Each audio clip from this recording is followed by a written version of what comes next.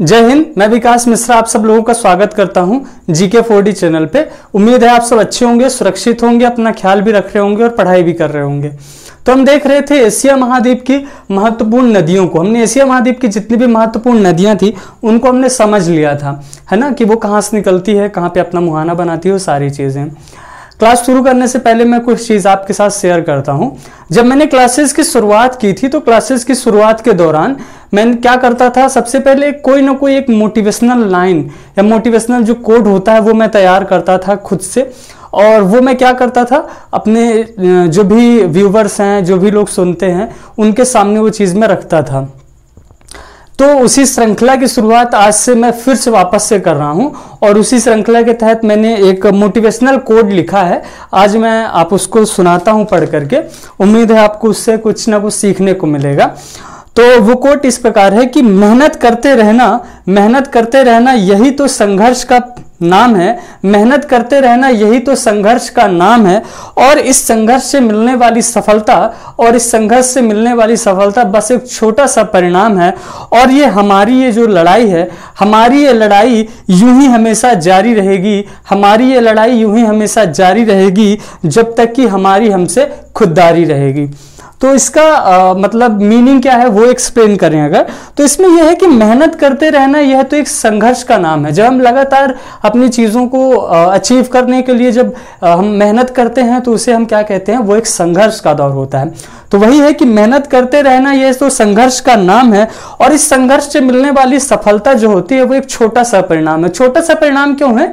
क्योंकि जब हम संघर्ष करते हैं तो उस दौरान हमारे अंदर बहुत सारी चीजें क्या होती हैं, इंप्रूव होती हैं, हम बहुत सारी चीजें सीखते हैं। तो जो उससे जो मिलने वाली सफलता होती है ना, वो केवल एक छोटा सा परिणाम है। तो वही चीज है। क्यों? क्योंकि उस दौरान हम बहुत सारी चीजें सीखते हैं, बहुत सारी चीजें हमारे अंदर इंप्रूव होती हैं, है ना। तो वही चीज है। और हम उसके बाद मैंने लिखा कि हमारी ये लड़ाई हमेशा जारी रहेगी, हमारी ये लड़ाई हमेशा यूं ही जारी रहेगी जब तक कि हमारी हमसे खुददारी रहेगी।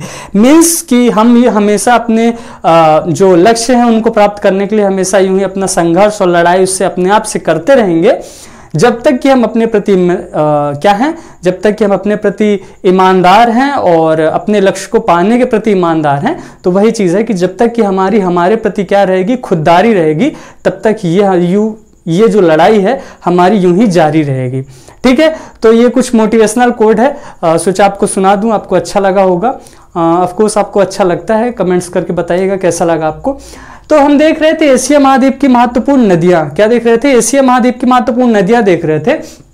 उसमें हमने सारी महत्वपूर्ण नदियों को समझ लिया था कि कौन सी नदी कहाँ से निकलती है, कहाँ पे मुहाना बनाती है, क्या उसकी प्रमुख विशेषता है, वो सारी चीजें क्या की थी, हमने समझ ली थी, है ना। तो एशिया महाद्वीप की जितनी महत्वपूर्ण नदियां थी वो हमने समझ ली हैं। अब आज हम देखेंगे जो एशिया महाद्वीप की जितनी भी महत्वपूर्ण नदियां थी, आज हम उनकी थ्योरी नोट करेंगे और ये देखेंगे कि उनकी अपनी अपनी क्या क्या विशेषताएं हैं। आप उसको सीक्वेंस वाइज नोट करते जाइएगा, है ना। और उसके बाद हम एशिया महाद्वीप की अन्य जितनी भी महत्वपूर्ण चीजें हैं उनकी ओर बढ़ेंगे। तो ठीक है, शुरू करते हैं एशिया महाद्वीप की महत्वपूर्ण नदियों से।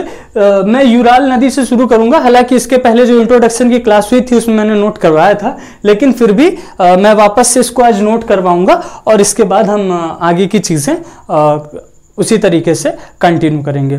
ठीक है। तो देखते हैं एशिया महाद्वीप की महत्वपूर्ण नदियों की जो थ्योरी है उसको नोट करते हैं।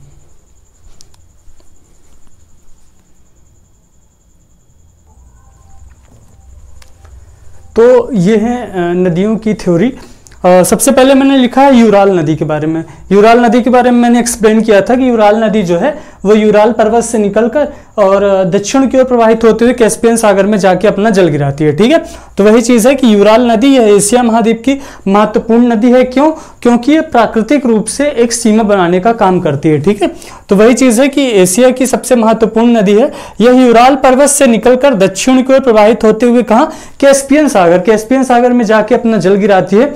क्वेश्चन ये भी आ सकता है कि कैस्पियन सागर में आता ही है कि कैस्पियन सागर में जाके अपने जल गिराने वाली प्रमुख महत्वपूर्ण नदियां कौन सी हैं।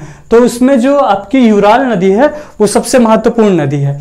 इसके अलावा जब मैं आपको पढ़ाऊंगा यूरोप महाद्वीप, तो यूरोप महाद्वीप की भी कुछ नदियां हैं जो कि कहाँ, कैस्पियन सागर में आके अपना जल गिराती हैं।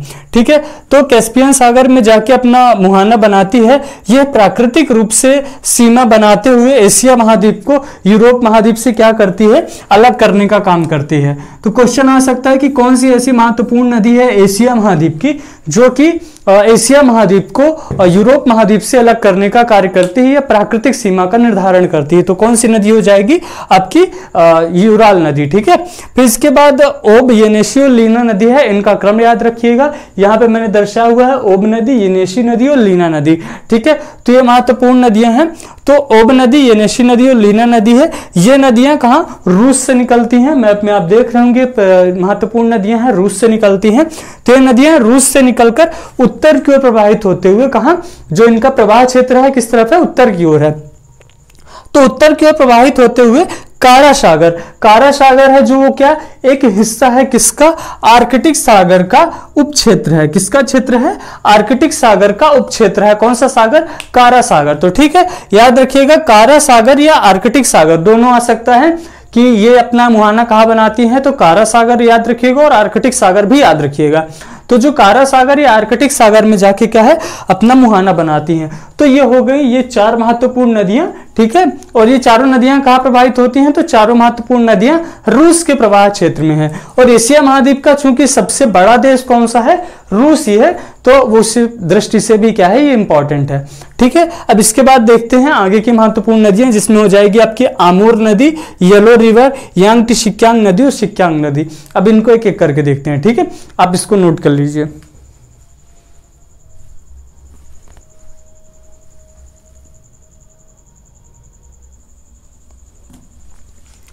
तो ये है आमूर नदी और हांगहो पीली नदी या येलो रिवर जिसको कहा जाता है, उसकी थ्योरी है। ठीक है, तो सबसे पहले आते हैं आमूर नदी। आमूर नदी का चित्र ये बना हुआ है, आपको इसी तरह बना लेना। ये है रूस का क्षेत्र और ये है चाइना का क्षेत्र। ठीक है, तो रूस और चाइना की सीमा के मध्य इसका क्या है, प्रवाह क्षेत्र है। ठीक है, तो आमूर नदी है, यह नदी चीन देश के अंतर्गत किस पहाड़ी से निकलती है, उद्गम स्थल।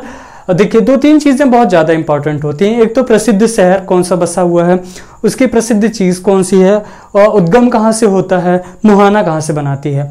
ये सबसे प्रमुख क्षेत्र होता है किसी भी नदी के बारे में। खास तौर पर जब हम विश्व की नदियां पढ़ते हैं तो हमें यही चीजें याद रखनी होती है। लंबाई वगैरह हो गया, लंबाई वगैरह हमें याद रखनी है किस देश की, अपने देश की। ठीक है, तो उन चीजों के लिए अब अपने देश की चीजें याद रखेंगे। लेकिन महत्वपूर्ण चीजें जैसे कि किस पहाड़ी से निकलती है, तो कहां से निकलती है, मंचूरिया की पहाड़ी से निकलती है। ये क्या है, इसका उद्गम क्षेत्र है। मुहाना कहां बनाती है, जापान सागर में। तो जापान सागर क्या हो गया, इसका मुहाना बनाने वाला क्षेत्र। तो याद रखना है। ठीक है, ये मंचूरिया की पहाड़ी से निकलती है और पूर्व की ओर प्रवाहित होते हुए जापान सागर में जाके क्या करती है, अपना जल बनाती है।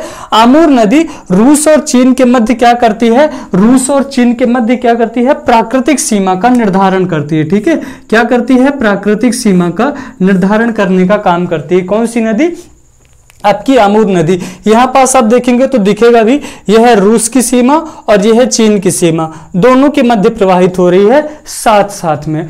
ठीक है, फिर इसके बाद आते हैं येलो रिवर, हांगहो या पीली नदी। ये तीनों एक ही नदी के नाम है। इसको येलो रिवर भी कहा जाता है, हांगहो नदी भी कहा जाता है, पीली नदी भी कहा जाता है। ऑप्शन में किसी तरीके से आ सकता है, तीनों को याद रखना है।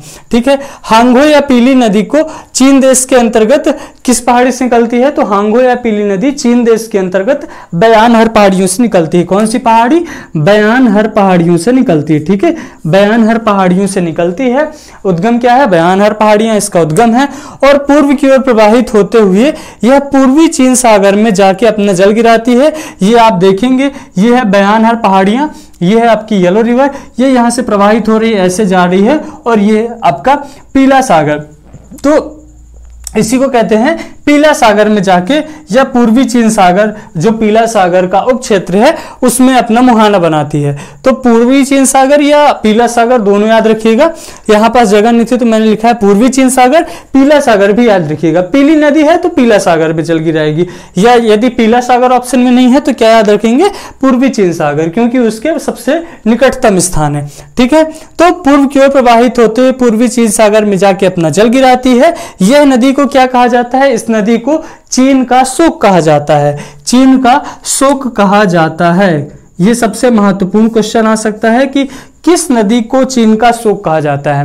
तो जो आपकी ये कौन सी नदी है, हांगहो या पीली नदी है, इस नदी को चीन का शोक कहा जाता है। ठीक है, तो चीन का शोक कहा जाता है। और इसी नदी पर जो चीन की सबसे पहली सभ्यता थी, 4 प्रमुख सभ्यताओं में से एक मैंने बताया था आपकी चीन की सभ्यता है, ये इसी नदी पर विकसित हुई थी।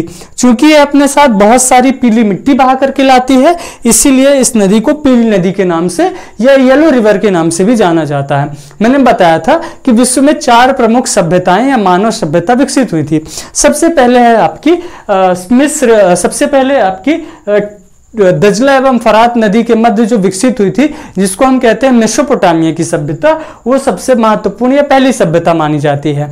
दूसरी सभ्यता आती है आपकी मिस्र में, जो मिस्र की सभ्यता या उसी को कहा जाता है कि सभ्यता के नाम से जानते हैं, पिरामिड सभ्यता कहा जाता है, वो था। इसके बाद तीसरी मैंने बताया था सिंधु नदी की सभ्यता। सिंधु नदी की जो सभ्यता है वो विकसित हुई थी कहाँ पे, सिंधु नदी पर विकसित हुई थी, जिसके बारे में बताया भी था कि राजस्थान में एक जगह है, वेंडी कोट नाम है जिसका, वेंगी कोट भी कहते हैं। तो उस जगह पर मृदभांड के साक्ष्य मिले हैं। इससे अनुमान लगाया जा रहा है कि यह विश्व की सबसे पुरानी सभ्यता थी। कौन सी सभ्यता, हमारी जो सिंधु सभ्यता है, जो भारत में विकसित हुई थी।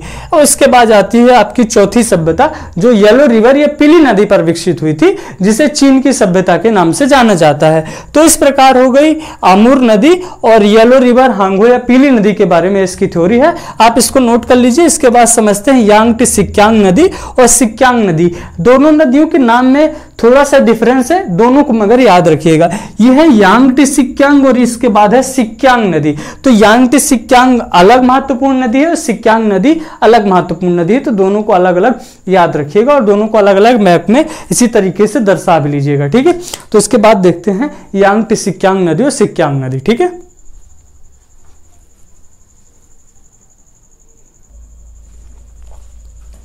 तो ये है 2 प्रमुख नदियां, सिक्यांग, यांगटी सिक्यांग नदी और सिक्यांग नदी, दोनों को क्रम में लिखिएगा।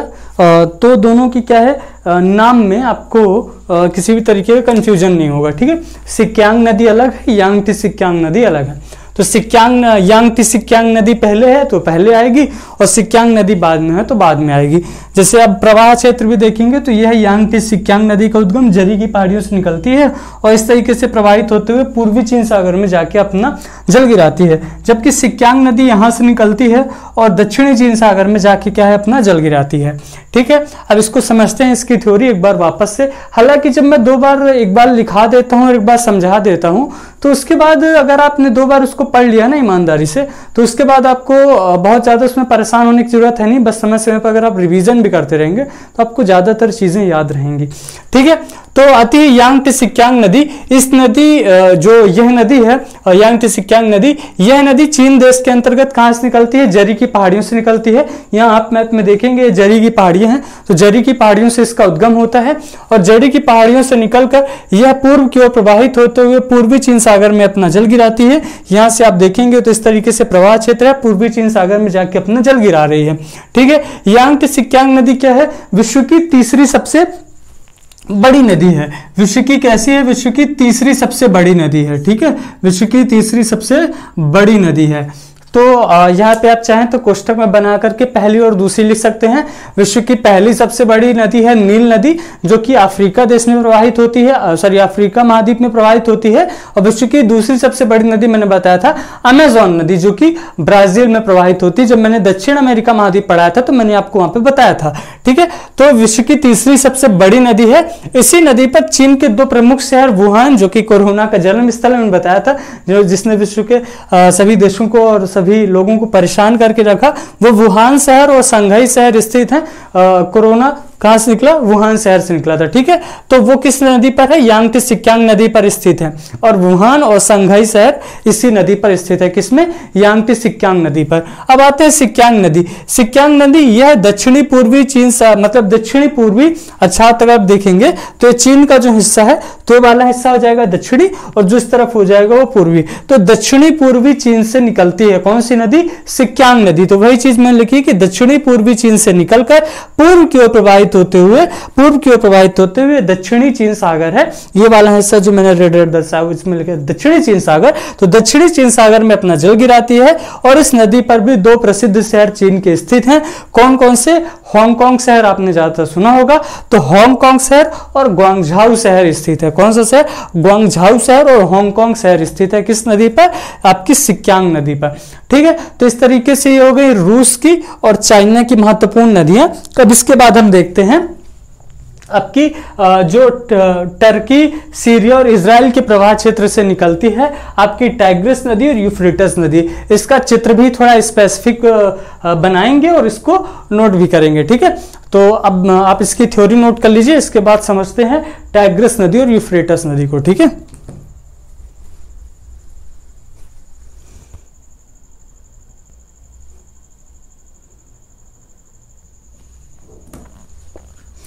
तो ये है टाइग्रिस नदी और यूफ्रेटस नदी के बारे में, है ना। तो टाइग्रिस नदी और यूफ्रेटस नदी का मैप आप इस तरीके से बना लीजिएगा जिस तरीके से मैंने स्पेसिफिक बनाया है, ठीक है। इससे समझने में क्या है, थोड़ा ज़्यादा आसानी होगी, ठीक है। विशेष एशिया के स्तर पर भी इस तरीके से डिज़ाइन कर लीजिएगा, और परीक्षा की दृष्टि से इस तरीके से भी कर लीजिएगा, ठीक है। तो इसमें मैंने दर्शाया हुआ है, ये वाला जो देश है, ये वाला देश है आपका टर्की, ये वाला जो देश आप देख रहे हैं ये वाला देश है आपका सीरिया, और ये वाला जो देश इस तरफ जा रहा है ये वाला देश है आपका कौन सा? इराक, ठीक है। तो ये हो जाएगा आपका सीरिया, ये हो जाएगा आपका इराक, और ये वाला देश हो जाएगा आपका टर्की, ठीक है। तो ये तीन देश मैंने यहाँ पे बनाए हुए हैं, तीन देशों की सीमा है इसमें, ठीक है। और यहाँ पे टर्की देश के अंतर्गत दो चीज़ें दर्शाई हुई हैं। एक है ये जो नीले क्षेत्र में है ये है हजर झील, और ये वाला जो क्षेत्र है ये है आपका अर्मेनियाई उच्च भूमि, या इसको अर्मेनिया का कह सकते हैं, एक तरीके से पर्वतीय क्षेत्र भी है, ठीक है। यहीं पे आपका टर्की में आपके दो पर्वत भी हैं, पॉन्टिक पर्वत और टॉरस पर्वत। जब हम पर्वत पढ़ेंगे तो उसमें मैं बताऊंगा कि आपके टर्की में दो पर्वत आते हैं, पॉन्टिक पर्वत और टॉरस पर्वत। वो भी कहाँ है? आपके टर्की में ही है, ठीक है। तो यहाँ से आपकी टर्की के हजर झील से निकलती है आपकी टाइग्रिस नदी, ठीक है। ये टाइग्रिस नदी है जो आपके पूर्व वाले क्षेत्र में इस तरफ जो नदी मैंने दर्शाई हुई है आपकी टाइग्रिस नदी। तो टाइग्रिस नदी टर्की झील के अंतर्गत कहां से निकलती है? हजर झील से निकलती है।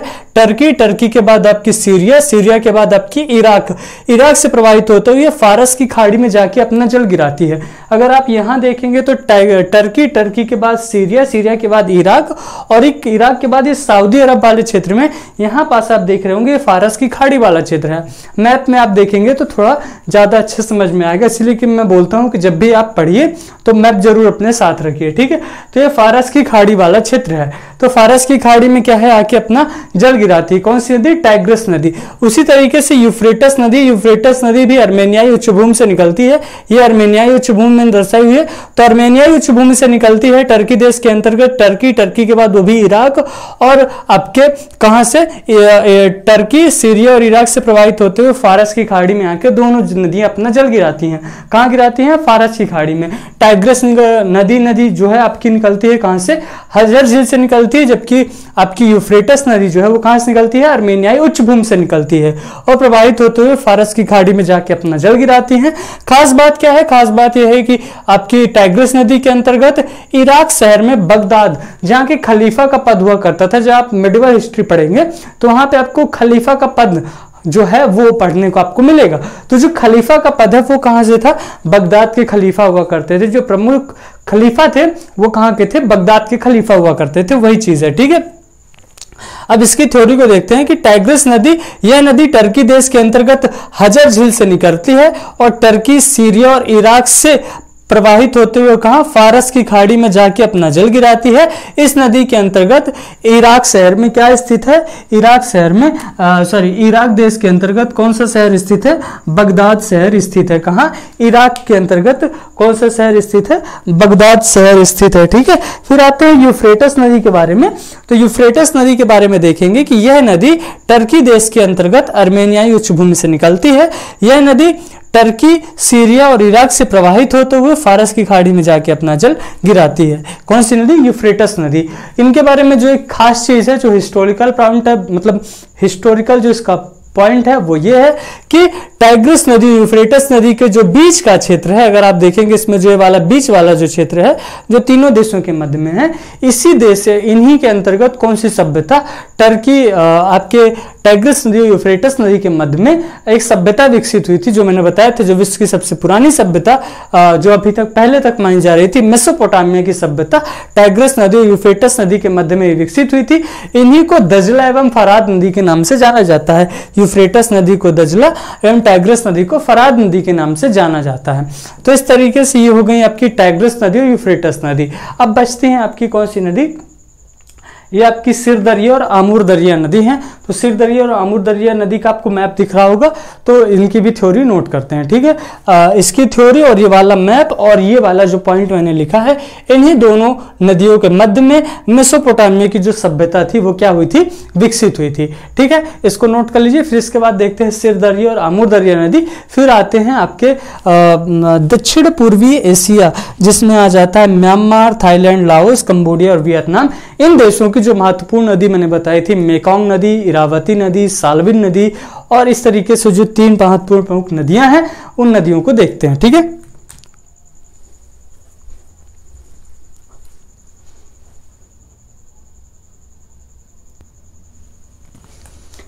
अब इसके बाद देखते हैं सिर दरिया और आमू दरिया नदी को। सिर दरिया नदी और आमू दरिया नदी वाला जो क्षेत्र है वो ये है, सिर दरिया नदी है। सिर दरिया नदी किर्गिस्तान, किर्गिस्तान के बाद आ जाता है आपका तजाकिस्तान, तजाकिस्तान के बाद उज्बेकिस्तान, उज्बेकिस्तान के बाद कजाकिस्तान से होते हुए अरल सागर के उत्तरी क्षेत्र में जाके अपना जल गिराती है। जबकि आपकी जो दूसरी नदी है आमूर दरिया नदी, अफगानिस्तान, अफगानिस्तान के बाद आ जाएगा आपका तजाकिस्तान, तजाकिस्तान के बाद तुर्कमेनिस्तान, और तुर्कमेनिस्तान के बाद उज्बेकिस्तान से होते हुए उज्बेकिस्तान में जो अरल सागर का जो दक्षिणी हिस्सा है उसमें जाके अपना जल गिराती है। तो ये वाला आप हिस्सा देख रहे होंगे, है ना। उसी चीज को मैंने यहाँ पे लिखा हुआ है कि सिर दरिया नदी, यह नदी कहाँ की, सेंट्रल एशिया की। सेंट्रल में एशिया में जो 5 प्रमुख देश हैं वो कौन कौन से हैं, कजाकिस्तान, उज्बेकिस्तान, तुर्कमेनिस्तान, तजाकिस्तान और किर्गिस्तान। ये 5 स्थान वाले जो देश है वो सेंट्रल एशिया के प्रमुख देश कहलाते हैं। ठीक है, तो सेंट्रल एशिया की प्रमुख नदियां कौन कौन सी हो जाएंगी, यही 2 नदियां, सिर दरिया नदी और आमू दरिया नदी। ठीक है, तो यह नदी सेंट्रल एशिया की महत्वपूर्ण नदी है। इस नदी का उद्गम किर्गिस्तान देश से होता है। कहां से होता है, तो आपको याद रखना है किर्गिस्तान देश से इस नदी का उद्गम होता है। किस नदी का, सिर दरिया नदी का। और यह नदी 4 देशों में प्रवाहित होती है। कौन कौन सी, किर्गिस्तान, तजाकिस्तान, उज्बेकिस्तान और कजाकिस्तान। 4 देशों में प्रवाहित होते हुए यह कजाकिस्तान देश के अंतर्गत अरल सागर के कहा, किस हिस्से में, अरल सागर में तो अपना जल गिराती है, लेकिन पूछा जाए कि किस हिस्से में गिराती है, तो ऊपरी हिस्से में अपना जल गिराती है। ठीक है, किस भाग में, तो उत्तरी भाग में यह नदी आके अपना जल गिराती है। कौन सी नदी, सिर दरिया नदी। ठीक है, फिर इसके बाद आते हैं आमूर दरिया नदी के बारे में। तो यह नदी भी सेंट्रल एशिया की महत्वपूर्ण नदी है। इस नदी का उद्गम अफगानिस्तान देश से होता है। कहां से होता है, आपके अफगानिस्तान देश से इस नदी का उद्गम होता है। इसके बाद यह नदी भी 4 देशों में प्रवाहित होती है। कौन कौन से, अफगानिस्तान, तजाकिस्तान, तुर्कमेनिस्तान और उज्बेकिस्तान में प्रवाहित होते हुए यह नदी उज्बेकिस्तान देश के अंतर्गत अरल सागर के किस हिस्से में, दक्षिणी हिस्से में। अरल सागर के किस हिस्से में, दक्षिणी हिस्से में। ये वाला हिस्सा जो ऊपर दिख रहा है ये कजाकिस्तान के हिस्से में आता है, और दक्षिणी हिस्सा जो आप देख रहे होंगे उज्बेकिस्तान देश के अंतर्गत आता है।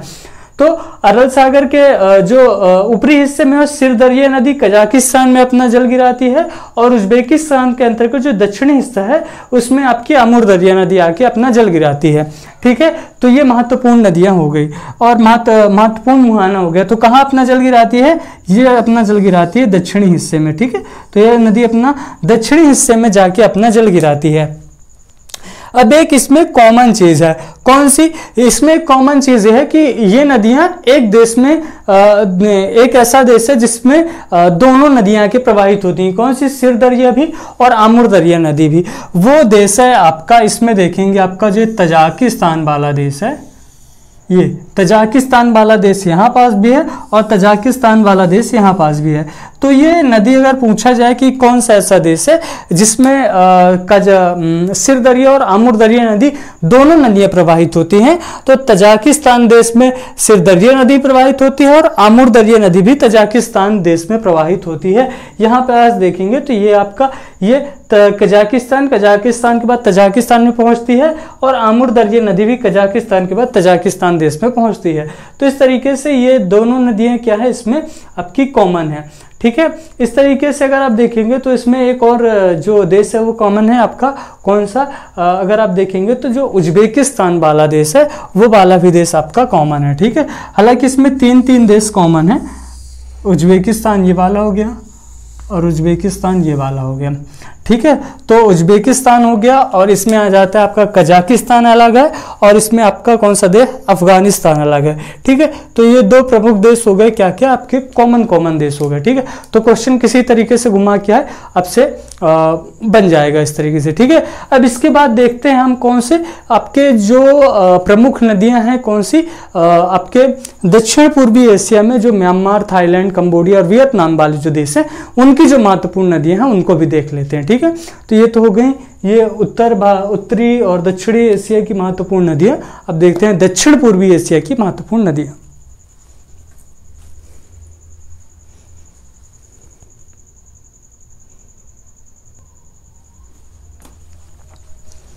यह इरावती नदी, इरावती नदी की थ्योरी मैंने यहाँ पे लिखी हुई है।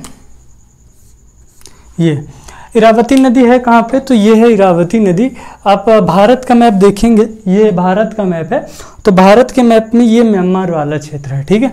तो वही है भारत का मैप मैंने यहाँ पे बनाया हुआ है। भारत के बगल में म्यांमार देश है, ठीक है। तो म्यांमार देश में अगर आप देखेंगे तो ये वाली जो नदी है ये है इरावती नदी। कौन सी नदी है? इरावती नदी है, ठीक है। तो जो इरावती नदी है वो अगर आप देखेंगे तो म्यांमार को दो भागों में विभाजित करती है, ठीक है। किसको? म्यांमार को दो भागों में विभाजित करती है। तो वही चीज मैंने लिखा हुई है कि यह नदी म्यांमार की सबसे महत्वपूर्ण नदी है। क्यों? क्योंकि ये म्यांमार को दो भागों में विभाजित करती है और एक तरीके से ये म्यांमार की जीवन रेखा का भी काम करती है, ठीक है। तो यह नदी म्यांमार को दो भागों में बांटती है। और नदी का उद्गम कहाँ से होता है? तो नदी का उद्गम बेसिकली चाइना या अराकान योमा पर्वत श्रेणी का जो विस्तार है वो चाइना और म्यांमार दोनों देशों में है। तो उसका कोई विशिष्ट क्या कहते हैं विशिष्ट उद्गम क्षेत्र नहीं मिलता है, लेकिन याद रखिए कि उद्गम क्षेत्र में अराकान योमा पर्वत श्रेणी आती है, ठीक है।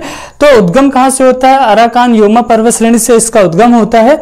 यह नदी दक्षिण की ओर प्रवाहित होते हुए, यहाँ पे अराकान योमा पर्वत श्रेणी है, तो अराकान योमा पर्वत श्रेणी से प्रवाहित होते हुए दक्षिण की ओर प्रवाहित होते हुए मर्तबान की खाड़ी, मर्तबान की खाड़ी क्वेश्चन आता है क्योंकि मर्तबान की खाड़ी ज्यादातर लोग नहीं जानते हैं। सबसे ज्यादा लोग जानते हैं आपका क्या? बंगाल की खाड़ी। बंगाल की खाड़ी का भी एक उपक्षेत्र है क्या? अंडमान सागर, जो कि अंडमान निकोबार द्वीप समूह के पास है। म्यांमार से अगर आप देखेंगे तो म्यांमार से दक्षिण में आप जाएंगे तो अंडमान निकोबार द्वीप समूह पड़ता है। तो वहीं पास जो सागर है उसे क्या कहते हैं? अंडमान निकोबार सागर कहा जाता है या अंडमान सागर कहा जाता है।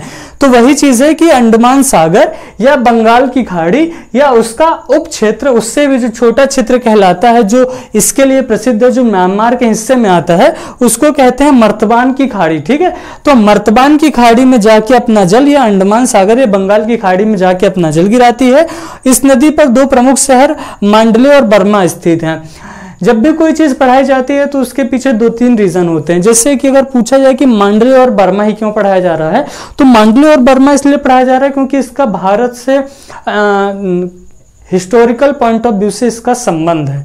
क्योंकि मांडले जो है, मांडले स्थित, मांडले में एक जेल है, तो मांडले स्थित जेल में ही हमारे जो स्वतंत्रता सेनानी थे, जो प्रमुख स्वतंत्रता सेनानी थे, जिनको बाल गंगाधर तिलक के नाम से जाना जाता है, बाल गंगाधर तिलक को हमारे मांडले स्थित जेल में ही क्या किया गया था? इनको बंदी बना करके रखा गया था, ठीक है। और मांडले है और बर्मा। बर्मा ये इसका जो क्या कहेंगे, इसका क्या है, पुराना नाम है किसका, आपके म्यांमार का।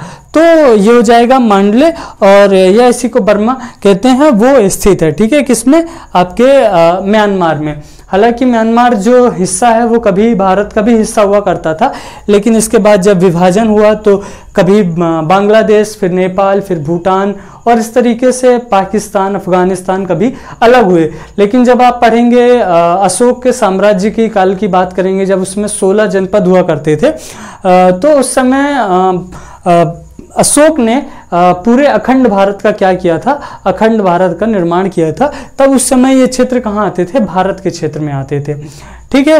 तो ये मांडले है, और एक प्रमुख और शहर क्षेत्र है, उसका नाम मिसोरा है, तो वो भी प्रमुख शहर है, वो वहाँ पे कहाँ पे स्थित है, इरावती नदी जो आपकी म्यांमार की नदी है वो भी स्थित है, ठीक है। अब इसके बाद देखते हैं चाओ फ्राया नदी और मेकांग नदी की थ्योरी नोट करते हैं, तब तक आप इसकी थ्योरी नोट करिए।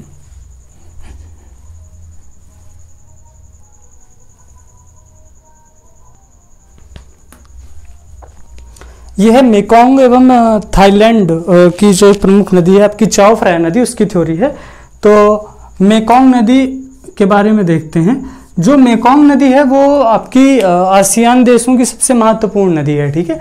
आसियान देशों की सबसे महत्वपूर्ण नदी, सबसे बड़ी नदी मानी जाती है आपकी कौन सी नदी, मेकोंग नदी मानी जाती है आसियान देशों की सबसे महत्वपूर्ण नदी। यह नदी कहाँ से निकलती है, नदी म्यांमार आपके चीन देश से निकलती है, और Myanmar, Thailand, Laos, Cambodia, Vietnam से प्रवाहित होते हुए वियतनाम की खाड़ी अपना जल कहाँ गिराती है, वियतनाम की खाड़ी में अपना जल गिराती है। कौन सी नदी, मेकोंग नदी।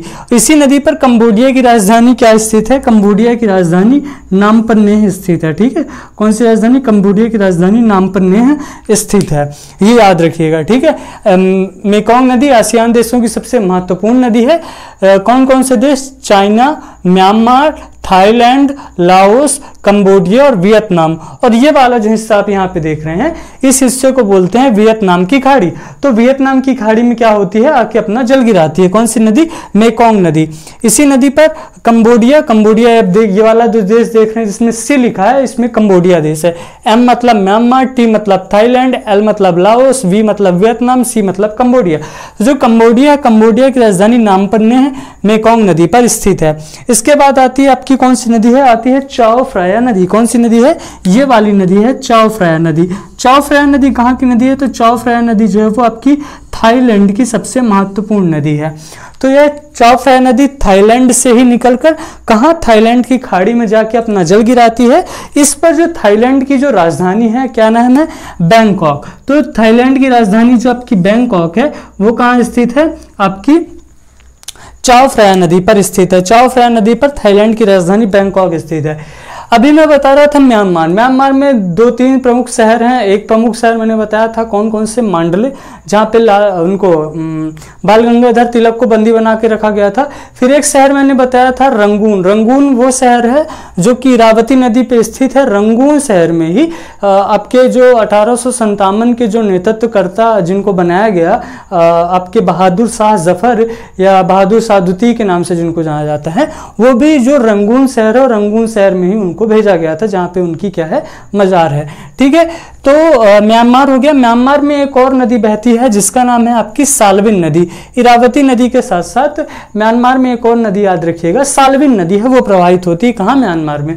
इसी तरीके से एक और नदी है जॉर्डन नदी। इसमें कोई खास चीज नहीं है, 2 नदियों के नाम केवल याद रखिएगा। एक है साल्विन नदी, कहाँ प्रवाहित होती है, म्यांमार में, इसको भी नोट कर लीजिएगा।